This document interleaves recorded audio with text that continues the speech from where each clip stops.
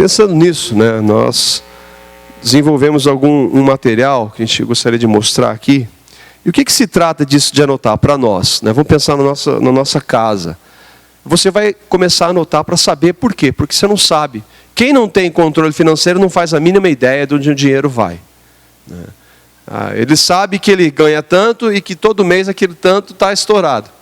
Ele não sabe quanto que ele gasta em cada uma dessas áreas. Vamos pegar esse princípio, anotar e calcular. Para saber onde vai. Porque se você quer sair de uma situação de dívidas, você precisa saber onde o seu dinheiro vai. E aí você anotando, você vai saber. E com isso você vai poder ver em algumas das áreas onde você pode cortar alguns daqueles gastos. Tudo isso debaixo da vontade do Senhor. Tudo isso debaixo da direção dele. Ele vai preparar o caminho.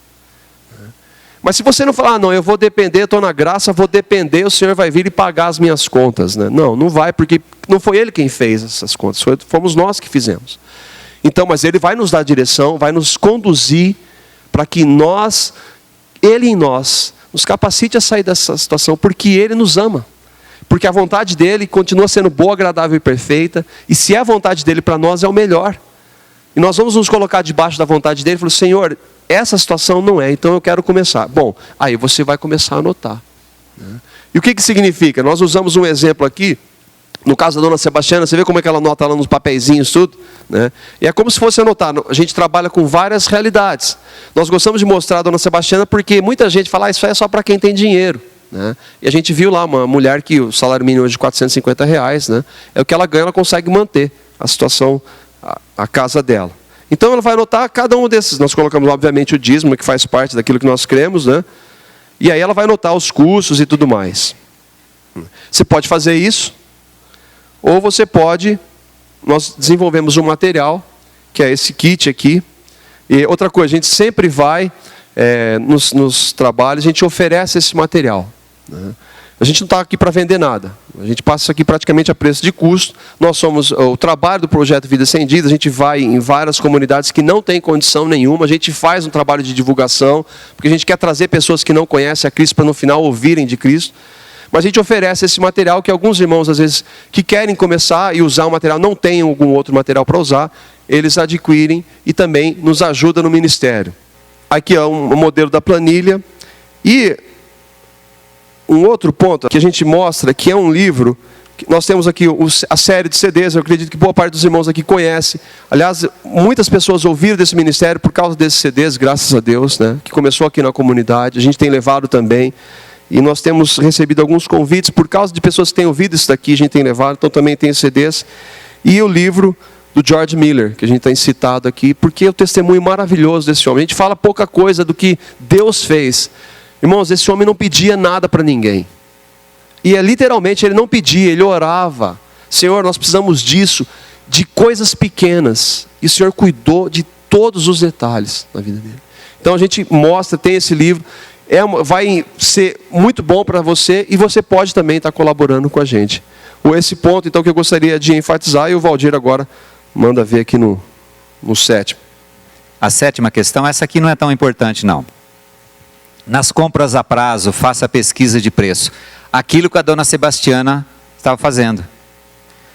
E nós cortamos bastante o vídeo dela, mas ela na sequência diz assim, como você está fazendo pesquisa, depois você vai comprar em 2 lugares. Em 2 lugares você tem os preços que já são suficientes.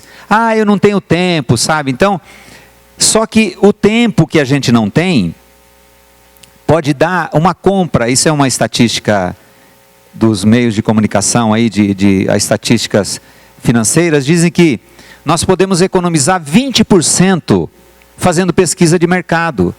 Ou seja, se você gasta R$500 de mercado, ou você gasta R$1.000 de mercado, se você economiza 20%, são R$200. R$200 no final de 6 meses e no final de 1 ano.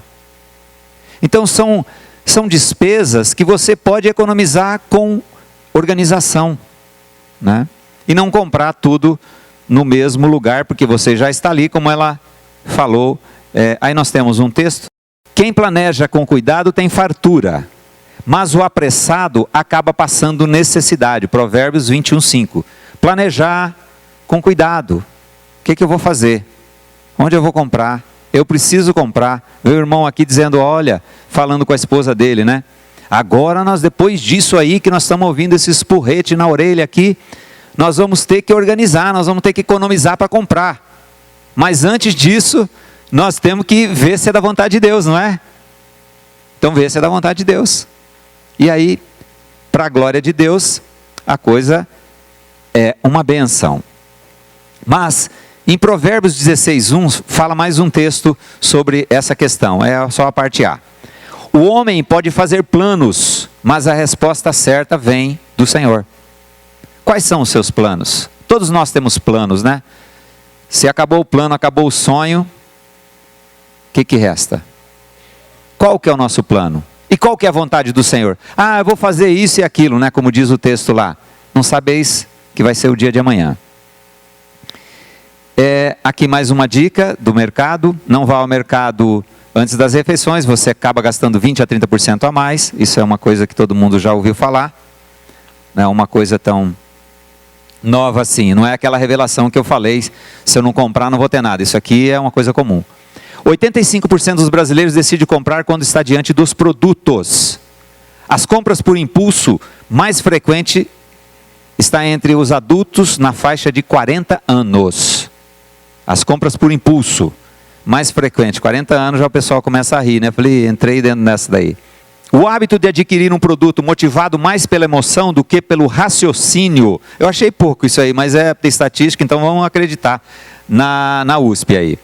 Pela emoção do que pelo raciocínio, atinge 37,3% dos consumidores em supermercado. São coisas que vão acontecendo.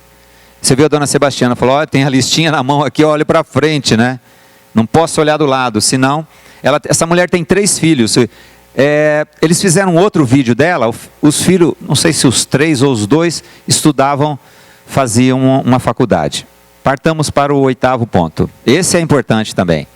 Corte o quanto antes os gastos supérfluos. Aí chega aquela irmã, muito assim, chateada, um misto de chateação, de braveza, e diz assim, já cortamos tudo que tinha que cortar em casa, não tem mais nada para cortar. Eu falei, então tem que ganhar mais. Lembra daquele casal de 70 anos e 69 que nós fomos fazer uma consultoria? Não dá para cortar nada. No fim, cortou um monte de coisa. Até a geladeira Frigidaire redonda que eu falei ontem, ficou desligada. Então ela estava brava. Cortar mais ainda. Não tem mais nada para cortar. Né? E a gente... Mas ó, se precisa cortar, tem que cortar. Né?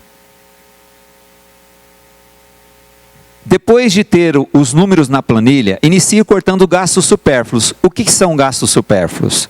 Podem ser lazer, locadora, jantares, pizzas, coisas que não afetam. Começa por aí. Coisas que não afetam o seu status. Às vezes tem que cortar coisas, como tem pessoas que, às vezes está o filho numa escola particular, não tem dinheiro para pagar. Mas nós temos que educar nossos filhos. E aí, o que acontece? Não consegue pagar. Nós falamos em muitas igrejas, e algumas igrejas assim menores, as pessoas procuram muito pastor, e falam assim, ah pastor, a coisa está tão ruim lá em casa, eu não tenho dinheiro nem para comer, eu não tenho dinheiro nem para o gás. Aí o pastor vai lá dar o gás, na outra semana ele vem para a luz, depois ele vem para a água. Se for fazer um levantamento, às vezes a pessoa está numa situação de miséria mesmo, né? Mas às vezes ele gastou em outras coisas e depois não teve dinheiro para o gás, ué. Então o problema não é o gás, ele não tem dinheiro para o gás. É que ele tem que pagar a conta do celular, ele tem que pagar isso, pagar aquilo.